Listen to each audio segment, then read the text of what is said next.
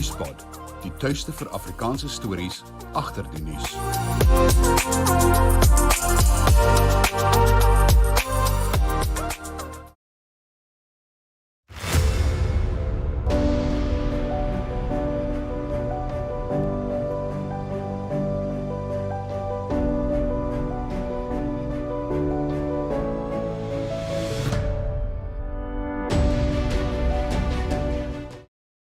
Aan wie laat jy die afhandeling van jou boedel oor? Die afhandeling van jou boedel. Jou afhanklikes se welstand mag letterlik daarvan afhang. Stel 'n spesialis van Eksekuteurs aan. Ons gespesialiseerde boedelberedderingsspan hanteer die hele proses, vanaf begin tot einde. Eksekuteurs bied boonop 'n produk wat alle boedelberedderingskostes dek en die las op jou geliefdes verlig. Vir gratis konsultasie in Afrikaans, SMS jou naam en van na 4469.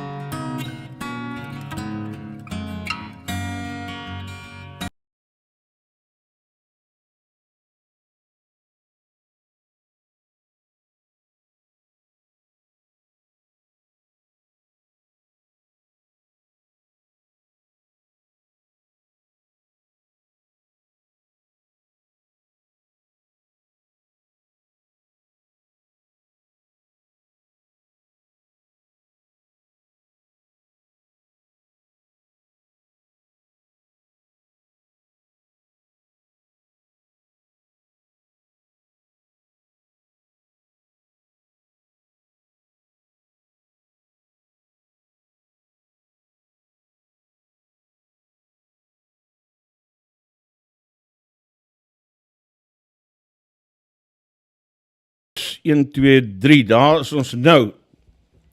Goeiemôre en baie welkom by Stroom op, laat Stroom op vanoggend. Ek gaan nou vir julle beduie hoekom, maar kom ons val weg met vanoggend se nuusbulletin. En in die nuus, 'n vermoorde Palestynse sakeman word geïdentifiseer na 'n vermeende sluipmoord in Kaapstad. Geen nuwe gevalle van voëlgriep word in die Weskaap aangeteken nie. En rugby Ierland is bekommerd oor Henshaw se fiksheid voor die wêreldbeker kragmeting teen Skotland. Die Palestynse sakeman wat gisteroggend in 'n skynbare sluipmoord aanval in Kaapstad doodgeskiet is as die 38-jarige Shafiq Nasser uitgeken. Twee mans op 'n motorfiets het in Montague Gardens op hom geskiet terwyl hy in sy motor op pad was na 'n sakevergadering. Hy het klaarblyklik teruggeskiet, maar is noodlottig gewond en die moordenaars het weggejaag. 'n Groot bedrag geld is glo in Nasser se motor gevind. News24 berig dat hy die vorige aand uit die buiteland in Suid-Afrika aangekom het, sonder dat hy sy familie in kennis gestel het. Hy besit verskeie ondernemings insluitend Nasser Construction. Die Gauteng-departement van Gesondheid verskerp gemeenskapsbewustheid na 'n voorval van voedselvergiftiging in Naledi, Soweto. 2 skoolkinders is dood en 3 is in die hospitaal opgeneem. Die span bied gesondheidsopvoeding aan oor voedselhantering, veiligheid en higiëne. Die belangrikheid om die vervaldatum op kosproduksie se etikette na te gaan en die simptome van voedselvergiftiging te erken.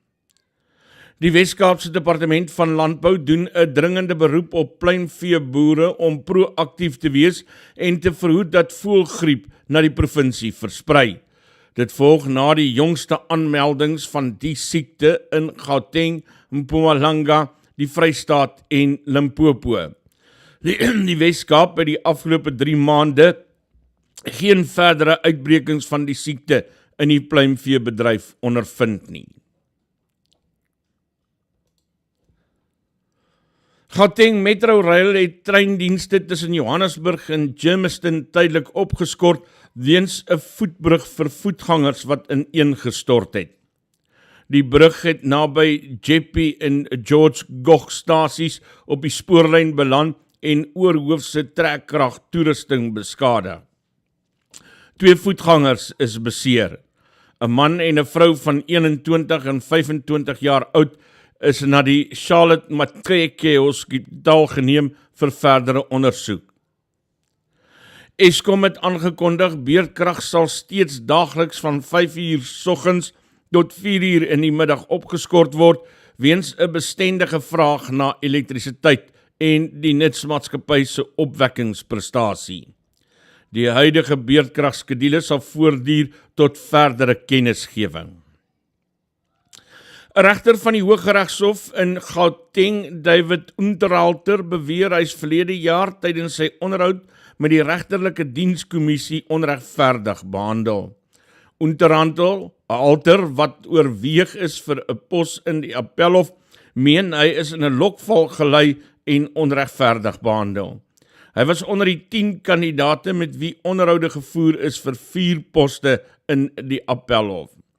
Unterhalter het tydens die onderhoud vrae gekry oor 'n kwessie van 'n botsing van belange wat reeds 'n jaar tevore in 'n onderhoud geopper is. Rugby, 'n moontlike besering aan Robbie Henshaw, is 'n bron van kommer vir Ierland terwyl hulle gereed maak vir hulle laaste groepwedstryd Saterdag in Parys teen Skotland. Die senter van Leinster het Ierland se openingswedstryd teen Roemenië weens 'n duisspierprobleem misgeloop, maar was op die bank met die oorwinnings teen Tonga en Suid-Afrika. Ierland sal bo aan die groep eindig en sal waarskynlik in 'n watertand kragmeting teen Nieu-Seeland speel indien hulle nie verloor of met 7 punte of minder verloor. Skotland moet wen om die laaste groep van 8 te haal. Finansiële aanwysers, die rand verhandel teen R19.29 teen die dollar, R20.31 teen die euro en R23.45 teen die pond. Bitcoin verhandel teen $27.679.04. Die prys van goud is $1.826.55 per fyn ons en die prys van Brent ruolie $86.36 per vat. Dis jou nuusbulletin, jou oggendnuusbulletin hier op Stroom op, Nuuspod se daaglikse kommentaar op koerantnuus en ander aanlyn nuus. En iemand sê daar klank, maar ek dink dis al uitgesorteer. Was ergens 'n kabel wat nie lekker koppeling gemaak het nie, maar ek dink hy behoort nou uitgesorteer te wees. Verskoning vir die feit dat ons vanoggend eers 8 uur begin. Die idee was dat ons 7 uur begin met 'n onderhoud met Pappas. Hy was ongelukkig laat vir die onderhoud en ek kon eers so wat 7:20 daarin slaag om hom aanlyn te kry vir die onderhoud. Dit het beteken dat ek my skedule so bietjie moes aanskuif en herskeduleer en herskuif en al sulke goed. Daarom dan, dat ons vanoggend eers om 8 uur begin het vir die wat nou regstreeks kyk. Vir die wat nou later vandag en vanaand kyk, maak dit mos nou nie saak nie. Maar ja, dis die rede hoekom ons laat is vanoggend. Ons gaan nou daardie onderhoud met Pappas, die burgemeester van Geen, vir jou speel. Baie welkom by vanoggend se program, almal wat al so bekend is.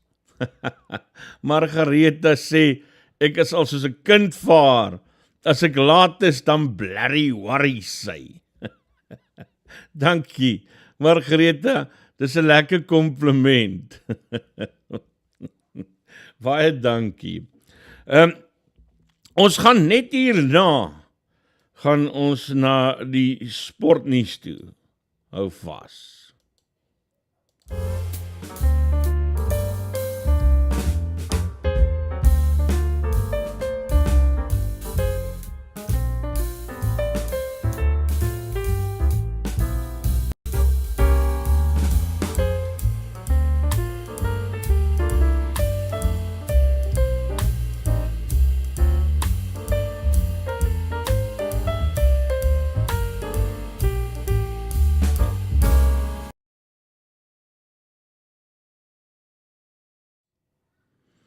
Ek is terug. En hopelik as ek hierdie knoppie druk, is Johan de Plooy ook aan die ander kant van die lyn. En kan jy vir hom hoor, as alles verloop soos wat ek verwag, dit moet verloop. Hier kom Johan de Plooy. Ek hou styf duim vas. Asseblief, werk die eerste keer. Goeiemôre, ek is Johan de Plooy en jou sportnuus begin met tennis. Die Italianer Jannik Sinner het opgeskuif na 'n loopbaanbeste 4de op die wêreldranglys, nadat hy vir Rusland se Daniil Medvedev geklop het om die Chinese Ope in Beijing te wen. Sinner het die tweede gekeure in skoonstelle afgeransel nadat hy die topgekeure Carlos Alcaraz van Spanje in die halfeindronde verslaan het. Dis die Italianer se eerste sege oor Medvedev nadat hy 6 keer van tevore teen hom verloor het. It means a lot, no? A lot of work. I felt like I was prepared for this match today. I lost many times against him, and it feels great, especially when you beat a player who you never won. And obviously this was a very positive week. I had to overcome some tough challenges, and I'm very proud of myself how I handled the situation, and obviously how I ended the week. It has been awesome. In sokkernuus, Newcastle United het vir Paris Saint-Germain pak slag gegee met 4-1 in hulle eerste kampioenliga-wedstryd op St. James's Park in 20 jaar. Manchester City het 2 laatdoele aangeteken om te wen teen Leipzig met 3-1, terwyl Barcelona de 2 oorwinnings uit 2 wedstryde gemaak het met Ferran Torres se doel wat aan hulle 'n 1-0 oorwinning besorg het by Porto. Dan was dit 'n doellose wedstryd tussen Borussia Dortmund en AC Milan. Shakhtar Donetsk het met 3-2 gewen teen Royal Antwerp, en dit was ook 3-2 vir Atletico Madrid teen Feyenoord, en Lazio het met 2-1 gewen teen Celtic. En laastens, die eendag cricket wêreldbeker toernooi begin vandag in Ahmedabad in Indië met die openingswedstryd tussen die finaliste van die 2019 toernooi. Engeland het vir Nieu-Seeland 4 jaar gelede in die eindstryd op Lords in Londen geklop. Môre sal Nederland en Pakistan mekaar in Hyderabad die stryd aansê, terwyl 2 wedstryde Saterdag gespeel word. Suid-Afrika kom te staan teen Sri Lanka in Delhi na die ontmoeting tussen Afghanistan en Bangladesh in Dharamsala. Al 10 spanne speel teen mekaar in 'n enkel groepformaat en die top 4 spanne dring deur na die halfeindronde. En dis jou jongste sportnuus.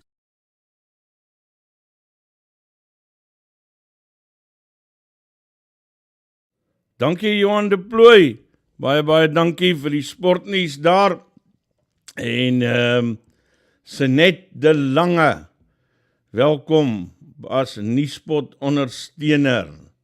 Jy kan ook aansluit as jy wil, om op die manier vir Nuuspod aan die gang te probeer hou. Yes, lekker, ons groei. Asseblief, druk die like knoppie, druk die subscribe, druk die knoppies man, druk net 'n knoppie. Al is dit ook die not like knoppie, duim af, druk hulle net. Hoe meer knoppies jy druk, hoe meer mense weet van ons. Ek het 'n lekker gesprek gister gehad met Robin Kabinek van Morning Shot, 'n gewilde Engelse kanaal hier op YouTube, en ons het ooreengekom dat ek soms van sy materiaal kan gebruik in stroom op as deel van ons aanbod vir 'n nuuskommentaar, en hy was baie tegemoetkomend geweest. Hy het onmiddellik ingestem, en so julle sal soms in die toekoms snippets van Roman hier op Nuuspod kan sien. Ons het 'n baie lekker gesprek gehad. Lekker, nice ou saam met wie kan braai daai man. Hy klink soos iemand saam met wie mens kan braai. Voor ek verder gaan, wil ek gou vir jou vra. Ek moet nou daar uitkom dat ek dit vir jou kan wys. Dis nou vir die mense wat hier in Nelspruit en omgewing is. Maar jy's meer as welkom om van 'n ander plek af te kom saamspeel as jy wil. So, asseblief, moenie vir jou terughou, moenie beskimmeld wees nie. Maar Lifeline hier in Nelspruit is betrokke by 'n ding wat hulle die 24ste Oktober aanbied met Andrei Swarts. En hulle probeer 'n bietjie geld insamel vir die nie winsgewende organisasie wat probeer om met hulle edelwerk voort te gaan. Hulle doen baie goeie werk, maar hulle kry nie regtig baie geld nie. So, as jy in die omgewing is, of jy sien kans om hier in Nelspruit te kom rondhang as jy wil, kom woon hierdie geleentheid by, man, die 24ste Oktober. Nuuspod vat self 'n tafel vir die aand, ter ondersteuning van die belangrike werk wat Lifeline doen. Ek wil hoor of daar ander sake mense hier in Nelspruit en omgewing is, wat kan sien, om ook op die manier vir Lifeline te help. Asseblief man, daar is die besonderhede op my Facebook blad as jy soontoe gaan. Die 24ste Oktober, 'n musical journey, dis daar die vertoning van Andrei Swarts, waarin hy sy pad met Weber uitstippel deur middel van musiek. En daar is al die besonderhede vir die kaartjies en dinge vir wie 'n mens kan skakel en so aan. So asseblief, as jy kan, help mense. Daar's mense wat goeie werk doen en hulle kry nie altyd die erkenning en die fondse daarvoor. Regtig goeie werk. So as jy kan, asseblief kyk man, dan help jy. As jy hier so van Nelspruit en omgewing is, of jy's in staat om te kan ondersteun. Of as jy 'n baie goeie hart het, as jy nou byvoorbeeld in die Kaap bly en jy het 'n baie goeie hart, koop 'n tafel man, en dan gee jy vir my die besonderhede, en ek nooi vir jou mense, wat ek dink dit waardig is, om daardie tafel te vul, met jou besonderhede, wat jy ook al wil by, as jy nou 'n besigheid is of so. Dus ons is nie meer onmoontlik in ons dag en tyd, om vir iemand anders by te staan oor 'n lang afstand. Ons is mos nou baie goed ingerig en reg om so iets te kan doen. En ja, nee man, regtig man, Lifeline is nou een van daardie organisasies wat so bietjie in die agterspeen suig, wanneer dit kom by fondse kry en hulp kry en so aan, en eintlik doen hulle geweldige belangrike werk in ons samelewing, wat gebuk gaan onder, mense is stikkend man, mense is gebreek. Gaan kyk jy nou maar as jy in die straat ry of loop, of waar jy ook al gaan, dis asof mense die laaste 3-4 jaar, asof hulle net stikkend is. En almal voor jou, lyk asof hulle iemand nodig het om net vir hulle vas te hou, vir 'n oomblik, en te sê, hou vas, moenie laat gaan nie. Ja, nee, ek dink mense kry swaar man. So, as jy dit nou oor jou hart kan kry, help, das mense wat probeer help, om die swaar kry minder te maak, om te sê, hou vas. Hou net nog so bietjie vas. Alles gaan verby. Want dis eintlik al wat ons moet hoor in 'n stadium, is iemand wat vir ons aan die hand vat, en nie noodwendig iets doen nie, maar net om jou te laat glo, dit gaan verby. Hou vas, dit gaan verby. Alles gaan verby. Maar partykeer vergeet ons dit. Dan kyk ons vas teen die muur. Ons almal, ek ook. Die hele lot van ons. Partykeer kyk ons vas teen die muur en dan vergeet ons, alles gaan verby. En hier's nou mense wat vir jou in die hand vat en wil saamvat en sê, kom, ons trek jou hier deur, lifeline. So, ag asseblief man, kyk of jy kan help en hierdie mense se lewe makliker kan maak. Dis nou lifeline, asseblief. Dis my pleit vir die oggend. Hey, ek wil vir julle wys wat ek gisterand gemaak het. Maar ek sal dit nou doen. Kom ons gaan net hierna.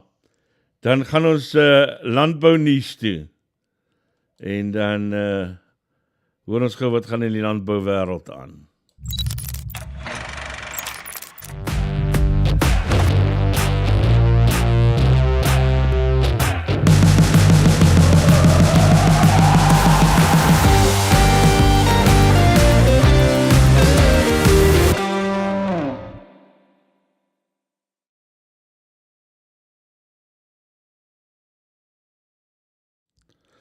In landbounuus vanoggend het ons een artikel, voëlgriep, Weskaapse boere word aangeraai om waaksaam te wees. Ons het dit nou ook in die nuusbulletin gehoor.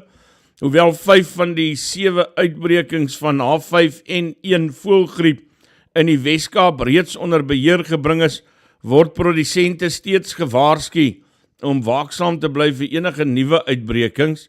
Terwyl tekorte aan eiers en hoendervleis in verskeie dele van Suid-Afrika voorkom, waarsku die Weskaapse Departement van Landbouprodusente om proaktief op te tree om die verspreiding van hierdie hoogs aansteeklike voëlgriep in die provinsie te voorkom. Ivan Meyer, die Weskaapse minister van Landbou, sê wilde voëls kan steeds die virus in die provinsie versprei, terwyl geen nuwe gevalle sedert Junie 2023 in die Weskaap aangemeld is, moet ons steeds op ons hoede wees. Biosekerheid is die hoeksteen van siektevoorkoming. Boere en hoenderprodusente moet waaksaam wees in hulle biosekerheidsmaatreëls om te voorkom dat die virus deur wilde voëls of volmis oorgedra word.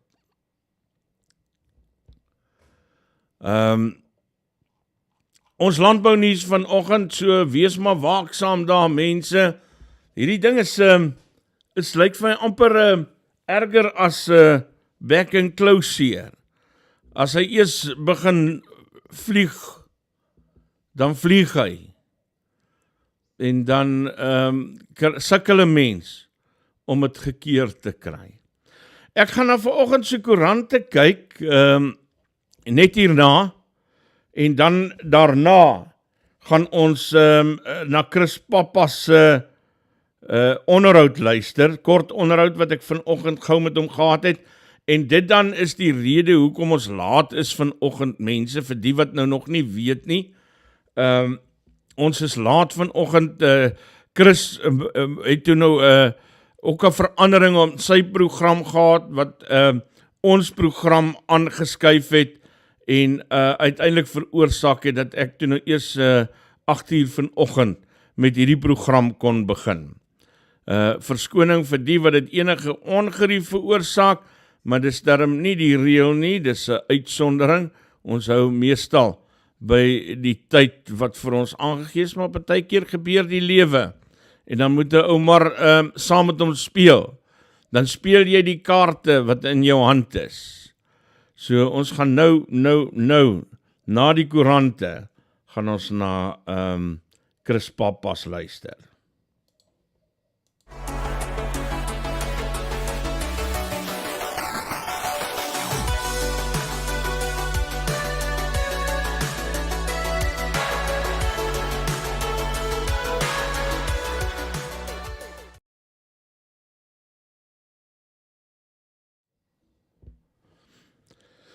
Daar sê, ek is terug en kom ons gaan kyk gou na die koerantverslag. Business Day berig die bedryfshoof van First Rand, Mary Vilakazi, is aangestel as bestuurshoof van die bankgroep in die plek van Alan Pullinger. Sy is die eerste swart vrou aan die stuur by 'n bankgroep. Beeld berig, hoewel Afrikaans ingesluit word in die nuwe definisie van inheemse tale, is kenners van mening, dit is swak verwoord en die minister van Hoër Onderwys, Wetenskap en Innovasie, Blyd Nzimande, het halfhartig opgetree met die wysiging. Weet julle nie, ek moet nou eers, ek is nou besig om myself te bluf, ek het nou 'n neus wat juk, maar nou is ek bang om hom te vat, want as ek hom vat, dan dink jy ek krap in my neus, en nou vat ek, laat jy nie dink ek krap in my neus, so kan ek net my neus vry wat juk, asseblief, en het oor en verby kry, dan kan ons aangaan met die koerante, goeie genigtig, kan 'n jukkende neus nou vir jou so, kniehalter, daar is ons nou man, hy moet dit kort net 'n goeie vryf. Die koerant skryf ook oor die reuse aandeel, dis nou die beeld van die Suid-Afrikaanse akteur George Ballard. Hy is op die ouderdom van 77 jaar by sy huis in Riebeek Kasteel oorlede. En my hartseer storie, 'n man wat 'n paar dae in dood lê, voordat iemand agterkom hy is dood. Dis een van my grootste vrese, ek weet nie hoekom nie, want wat gaan dit nou aan jou maak? Maar dit is een van my groot vrese, is dat 'n ou vir 'n paar dae daar gaan lê en niemand kom agter nie. Dis hartseer. Dis daar in Pretoria News skryf oor die heersende eierkrisis in die land as gevolg van voëlgriep. Daar word berig oor kleinhandelaars wat beperkings op verkope plaas en invoerplanne. Soweto berig Amokelani Nyalunga, Offensie Maluleka en Katlego Matlala is aangekla van 28 sake van poging tot moord nadat dagga-koekies buite die Pulamodubogo Primary School in Soshanguve aan leerders verkoop is. Die kinders is glo gedwing om die koekies te eet. The Citizen skryf Naledi in Soweto is op 'n mespunt na die dood van 3 kinders met 'n 4de in 'n waakeenheid nadat hulle na bewering koekies waarvan die vervaldatum verstryk het by 'n Spaza gekoop en geëet het. Hier kom weer xenofobiese aanvalle. Nee, jy kan dit sien kom. Volksblad berig oor die dood van die 23-jarige oud Bloemfonteiner Charles Hertzog, wat tydens 'n oënskynlike skietongeluk in Louisville, Kentucky in Amerika dood is. Sy Amerikaanse huismaat, die 20-jarige James Small, het homself aan die polisie oorgegee en is in hegtenis geneem. Hertzog het permanent in Amerika gewoon. Hartseer storie, ek het die Hertzogs ken ek persoonlik van des jare af daar by Petersburg. Die Hertzog familie en Charles hulle wat ons in daai jare leer ken het. Ek onthou altyd ons het verskriklike groot partytjies daar op hulle plaas gehou, die hele Petersburg en distrik was daar gewees. Met sulke partytjies en groot name in die salperd wêreld. Baie groot name. Dan skryf die koerant oor 'n boer van Bultfontein, die 31-jarige Christoph Helmut, wat ernstige brandwonde opgedoen het tydens die blus van 'n veldbrand. Hy is in 'n hospitaal in Bloemfontein opgeneem. Die burger lei met dieselfde hoofberig as beeld en skryf dan die voormalige Springbok kaptein Wynand Klaasen se planne om Nieuweland as provinsiale erfenisterrein te vestig, het weer die wind van voor gekry. Daily News in Durban skryf oor 'n geskil tussen taksiverenigings en 'n winkelsentrum in Umhlanga. en berig die Sekondjalo groep se bankkwessies met Standard Bank gaan deur 'n tribunaal aangehoor word. Dit is jou koerantverslag hier op Stroom op vir oggend. André sê, ek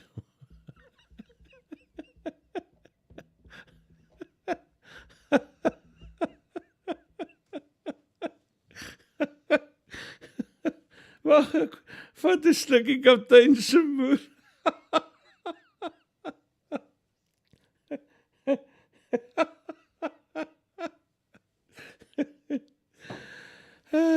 André sê ek moet my neus wax.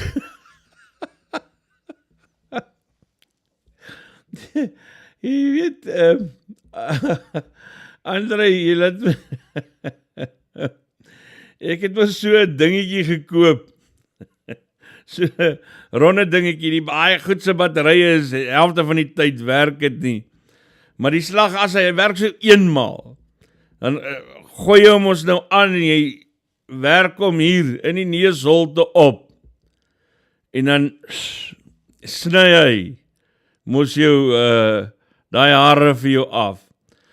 Maar ek het opgehou om daai ding te gebruik, die hemele weet nie. Want sodra daai hartjies begin, maar ek van die begin af man, dan is jy so skerp, jy kan nie jou neus blaas nie. Hulle steek.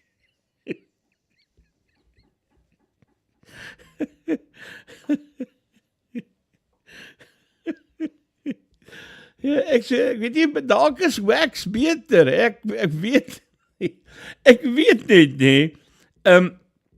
Ek het al een slag om 'n girlfriend te beïndruk, toegelaat dat sy my na 'n waxing plek toe vat. Ja, moenie worry nie, ek het net hierbo gewax. Dit hulle, ek is mos 'n man met vreeslike digte wenkbroue. So, toe sê my nou oortuig, ek moet nou hierdie stuk hierso op die neusbrug, die moet ek nou wegwax. Hulle het 'n video daarvan geneem. Dit was 'n vreeslike gesukkel en dit was blerrie seer, het ek nou vir jou vertel. So ek kan vir my net indink wat 'n neuswax moet wees, as jy dit sou kon reg. Luister, ek wil met jou gesels oor Pappas, die burgemeester van Geen. Hy staan nou ook as premier vir die DA in KwaZulu-Natal en dis blykbaar nie 'n onmoontlike kwessie dat hy die premier kan word in KwaZulu-Natal nie, en dis blykbaar hoekom die ANC onder leiding van Mkhunu en Sibusiso Duma nou besig is om vir hom te probeer diskrediteer, en ek het vinnig met hom gesels hieroor. Daar's beskuldigings dat hy R100,000 sou gee aan sy voormalige verloofde se toeristeagentskap, Geen Tourism. En daar's 'n aktiewe poging om te diskrediteer. Ek het met hom gesels hieroor. Dis so 12 minute onderhoud. Ek gaan die hele onderhoud vir jou speel, want hy sê 'n paar belangrike goed en dan kan julle nou maar self besluit of Pappas die waarheid praat of nie. So hier is Pappas aan die woord kort voordat ons op die lig gegaan het ek hom opgeneem. Yeah, so I think let me start with the challenge. I welcome it. It's fantastic. It's lovely. I'm glad that I've rattled their cage. I'm glad that they're upset, that they're scared. For many years they would point at me across the aisle and say, "You small white boy, you'll never do anything." And now I've rattled their cage so much that they have to mobilize against the small white boy. So fantastic. I'm going to keep doing it. I'm going to keep pushing for the next 7 months and make them upset. But to answer your question, so yeah, I'm not worried about the allegations. I know that they're completely untrue. the whole storyline is wrong. I mean, I can take you through it. The company that they claim that was that benefited was only registered in August 2023. So their timelines are already completely out. I unfortunately broke up with my fiance 7 or 8 months ago. So that is also, not true. Declarations. I made declarations to the speaker and to the municipal manager on multiple occasions in the municipality.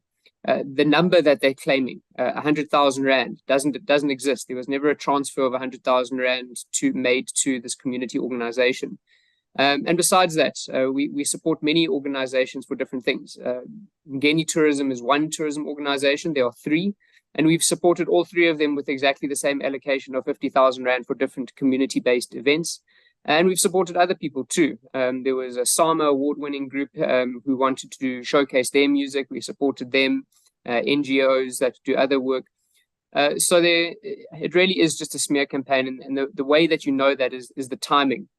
This information was all available a couple of months ago. In fact, we had journalists in our council meeting and in our executive committee meeting to be able to record this. And that was journalists from The Witness and from our local freebie newspaper, and that's the Village Talk.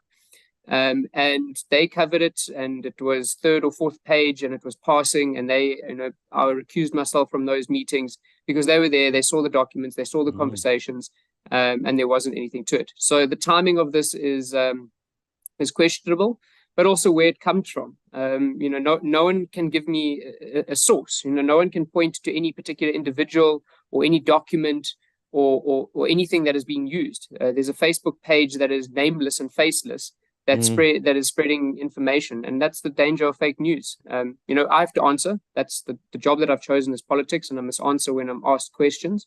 But it is, it becomes unfair when you get asked questions based on absolutely no evidence. There's not one shred of evidence that's been produced. It's not pala where there's actually money in a couch. Well done. You see how I did that there? I just slotted it in quickly. That was very smooth.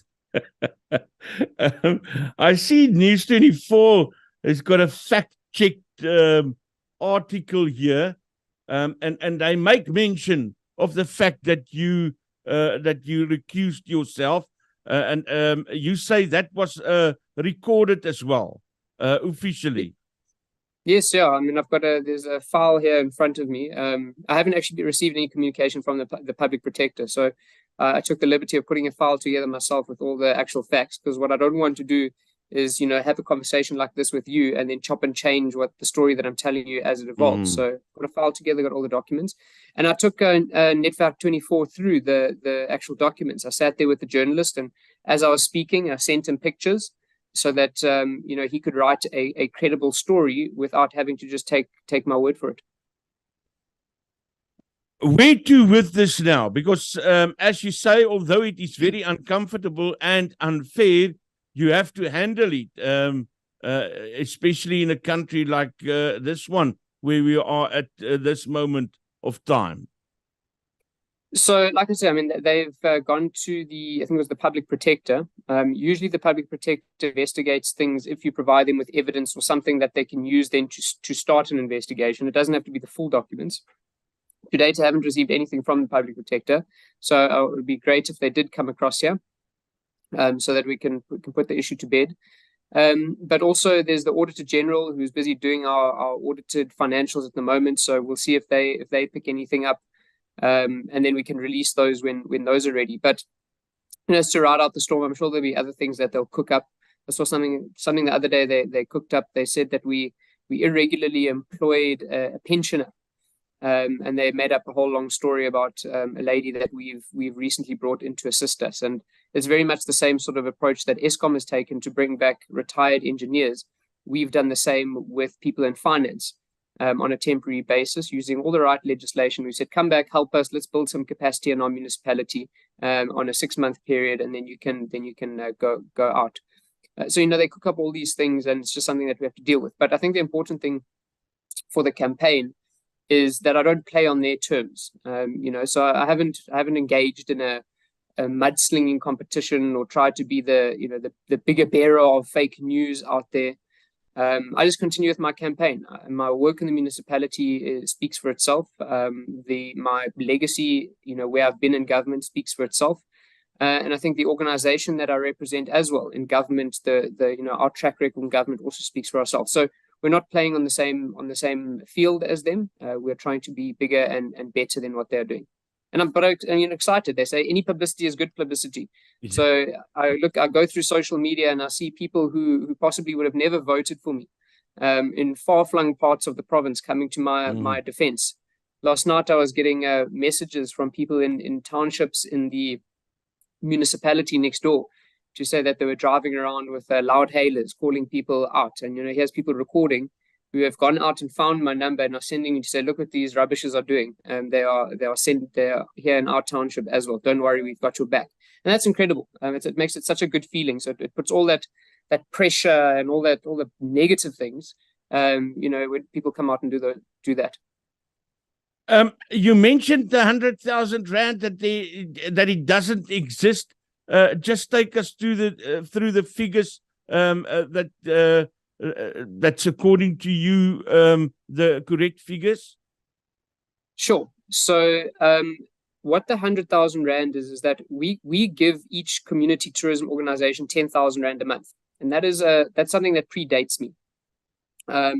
They're called community tourism organizations. I think there's a whole white paper on them. And we support them to do the work that they do. We've got Zulu and Popomeni tourism, we've got Ngeni tourism, and we've got Notties tourism. And they do marketing and events and things like that in their communities to get tourists to come.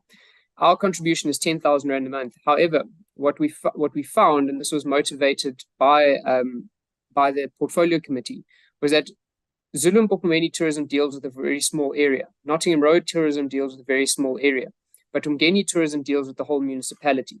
So the motivation came across to say, considering that we deal with the whole municipality as opposed to small geographic areas, could we consider increasing their annual allocation by 100,000 rand? So that 100,000 rand is split up over 12 months. It's not a once-off allocation. And the council approved that based on the extent of their work, the bigger workload that they do, and the more events and things that they do.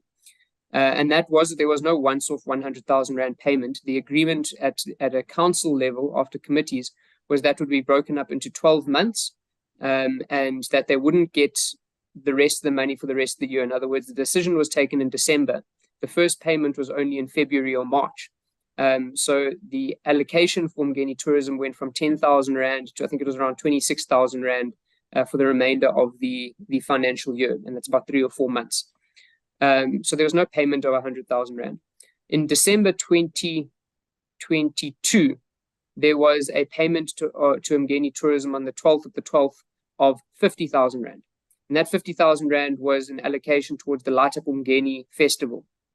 And there were many other sponsors. There was the provincial government. There were a couple of big businesses in the area. There were other smaller sponsors. So it was a big event that they had. We were one of the smaller contributors. But that is, we've been consistent in supporting others with the same. Human Rights Day, we supported Zulu and Popomeni tourism with 50,000 rand. Nottingham Road tourism, I think it was either 25 or 50,000 rand for the Harvest Moon Festival. MC Records, which is a SAMA winning, group from Ngeni, asked us to support them with 50,000 rand to host their first local event, which we turned into a business development initiative for them, where we help them through that. So it's not the first time. A lot of businesses, we support local little businesses here with between 10 and 25,000 rand with equipment. We've held local NGOs. There's what are these guys called? There's Funda Ninja, who does therapeutic things with dogs in the townships. There's Angels Care, who does things with orphan children. We've supported all these guys with different amounts of money. So it's not new that we do that. And this 100,000 rand that they speak of, that was a once-off payment, that doesn't exist. The timing, as you've said, is curious. That ANC have never before went through such trouble to discredit someone. Does this say something about the position they are in KwaZulu-Natal at the moment? Absolutely. I'm not sure if you saw the Social Research Foundation. I think it was last week released some of their latest polling. And what they've said is that if we had to go to election now, the EFF and the ANC would get a combined 46% plus minus. The DA and the IFP coalition would get 44%. So there's a 2% difference between what's been called the coalition of hope and the coalition of destruction. And I think that scares them, because KwaZulu-Natal is a big economy, it's a big province, it's a big budget, and it has a lot of influence over South African politics. And they will do, we've seen it in the past, they kill each other internally. So they will do anything and everything to try and discredit. When the IFP releases whoever their premier candidate is, and when they start their campaign, I'm sure you'll see equal things that will come towards them.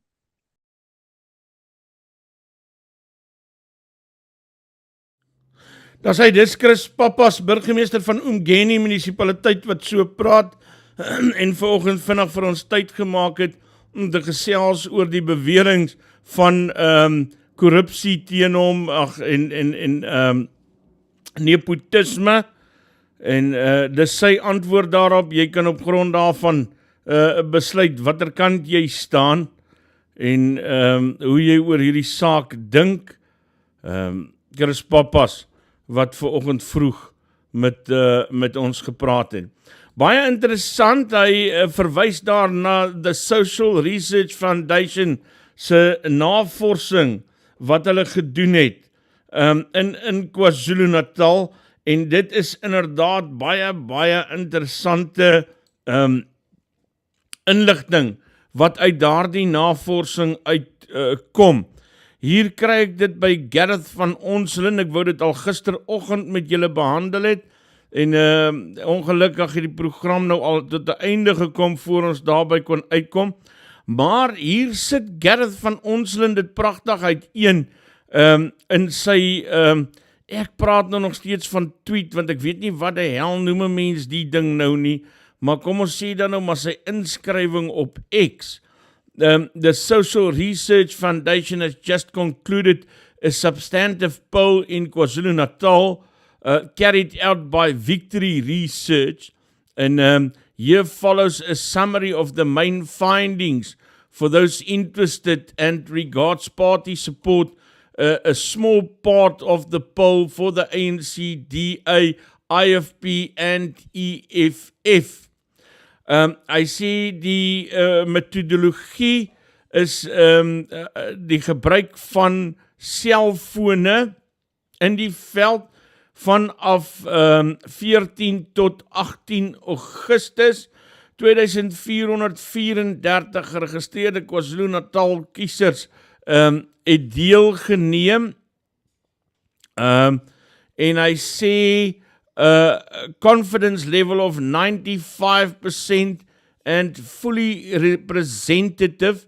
Separate questions were asked for each ballot, undecided voters allocated, and results modeled for turnout. A note on turnout: 4 models were generated, 65.2%, 58.7%, 52.2% and 49.4% in 2019. Turnout in KwaZulu-Natal was around 66%, but it is likely to be lower than that in 2024. So when looking at the results to follow, it is worth focusing on the 58.7%, 52.2% and 49.4% models. The ANC at a turnout of 58.7%, the ANC is on 39% on the national and 37% on the provincial ballot. In 2019, it got 55% and 54% on those ballots respectively, so it's down significantly and polling well below 50%. It recovers some support on lower turnout, but not much. En dan het hy daar 'n grafiek wat aandui wat die ANC se steun dan nou is in die onderskeie jare. Ek wil net teruggaan na sy teks toe. Hy sê, viewed over a longer historic period, the ANC's vote share seems to have collapsed in the province.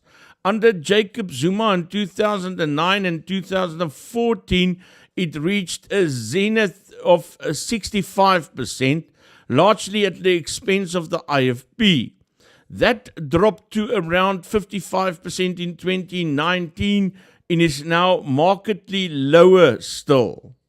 The DA at a turnout of 58.7%, the DA is on 20% on both the national and the provincial ballots. In 2019, it managed around 14% on both those ballots, so shows potential for some growth. It jumps by some 5% on lower turnout, suggesting its voters are committed. En dan is daar dan ook 'n grafiek wat aandui hoe die DA se steun dan nou oor die onderskeie jare lyk. Viewed over a longer historic period, the DA's vote has grown systematically but incrementally in the province. It is now pushing the IFP hard for the position of official opposition on the national ballot, although it does still lag the IFP on the provincial ballot. The IFP at a turnout of 58.7%, the IFP is on 20% on the national and 26% on the provincial ballot. In 2019, it got 15% and 16% respectively, so seems to be recovering support it lost between 2009 and 2014. It jumps significantly on lower turnout on the provincial ballot. Viewed over a longer historic period, the IFP is clearly recovering. It is decimated by the ANC during the Zuma years, but as in 2019, there are strong signs of growth, particularly on the provincial ballot. It is still not where it was in 2004, but has turned the tide. An important note on the IFP, Boedels died in the middle of this poll. His death, although it did not impact significantly on other parties, produced a bump in IFP support, particularly on the provincial ballot. Prior to his death, the IFP was on 18%. Post-death, that jumped to 31%. So, the 26% the IFP has on the provincial ballot comprises both those scores. We will have to see if that bump holds, and while 18% still suggests some growth for the IFP, it is not as much as 26%, and that number is probably best viewed with a pinch of salt. The EFF, at a turnout of 58.7%, the EFF is on 8% on the national and 5% on the provincial ballot. In 2019, it got around 10% on both, so down a bit. It loses a significant support on lower turnout, a product of having a lot of young voters who are least likely to vote. Viewed over a longer historic period, the EFF seems to be stable, perhaps subject to the same stagnancy it is seeing at national level, seems stuck in a 10% to 15% band. It did grow in 2019, but looks pushed to grow further in 2024 unless it can solve its turnout problem. Finally, although not discussed here, some notes on the smaller parties. I will look only at the provincial ballot here. At a turnout level of 58.7%, the NFP is on 2.7%, the ACDP at 2.5%, all other smaller parties, the Freedom Front Plus, ASA, PA, Good, are at 0.5% or lower. All of these numbers for smaller parties are within the margin of error and should not be fixated upon. There was a very poor showing for new parties like Rise Mzansi and One South Africa, both of which did not register a single vote. Dit is Jare van Onselen wat hierdie inligting vir ons deurgee oor wat in KwaZulu-Natal aan die gebeur is.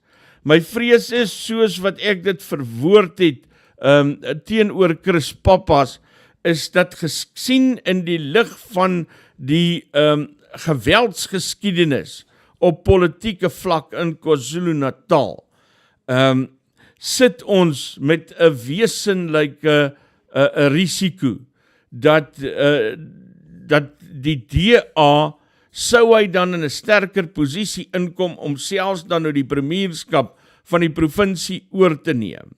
Dat hy homself dan aktief deel maak van die politieke geweldsklimaat in KwaZulu-Natal as synde politieke moorde, om dit dan nou maar regheid en hard te stel. En dis 'n faktor wat beslis bekyk moet word as jy my nou sou vra om oor die moontlikheid van 'n oorname deur die DA in KwaZulu-Natal te praat. Dit, liewe stroomopkyker, bring ons aan die einde van vanoggend se program. Ek wil afsluit met 'n stukkie slegte nuus wat ek vir jou wil wys. Dis nou van party mense, hulle gaan nie hiervan hou nie, want hulle hou mos nie van slegte nuus nie, maar ek wou dit al gister vir jou gewys het, en ons het toe nou nooit daarby uitgekom nie. As ek dit nie vandag doen nie, dan gaan dit by ons verbygaan. En ek wil tog maar hê julle moet kennis neem hiervan. Ons sal môre weer 'n bietjie positiewe nuus met mekaar deel.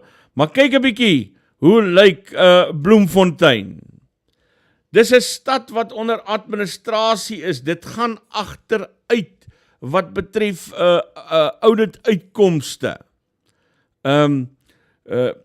Vakante senior bestuursposte, insluitend dit van die waarnemende burgemeester en stadsbestuurder.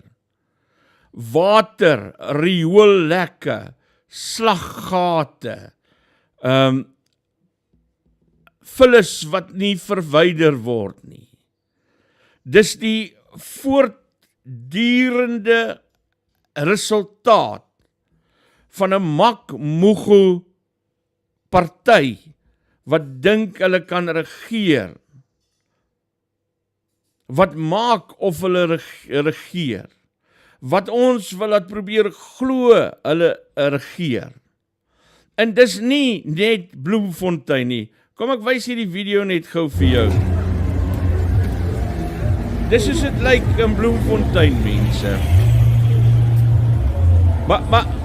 Maar dit sien jy in Johannesburg, Pretoria.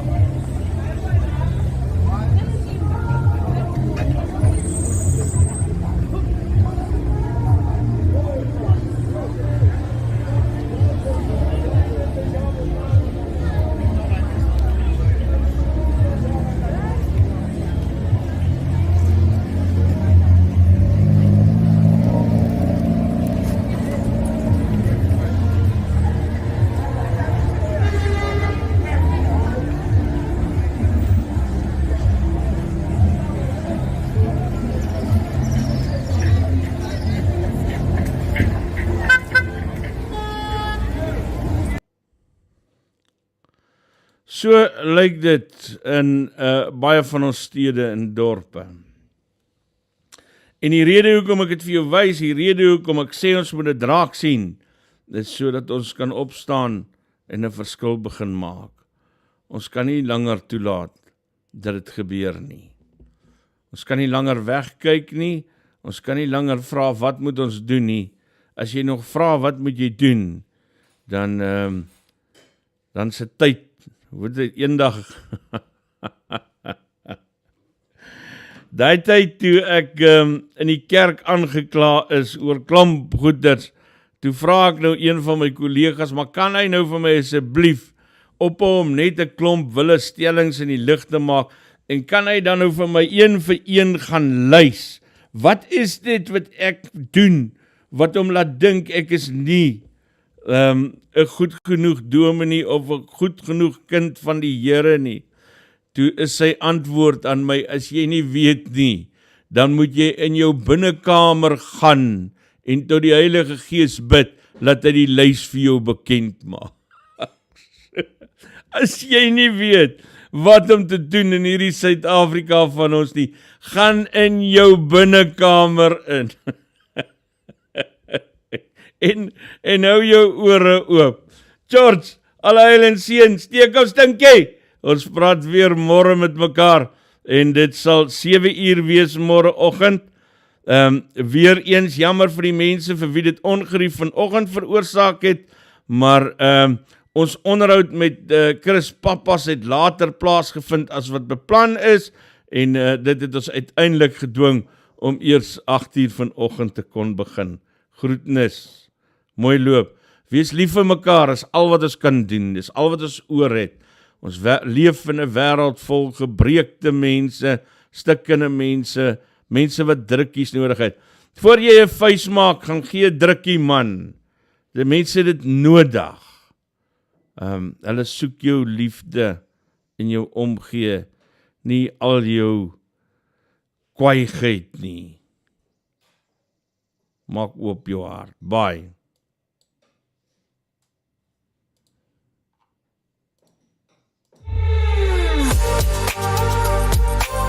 Nuuspod, die tuiste vir Afrikaanse stories agter die nuus.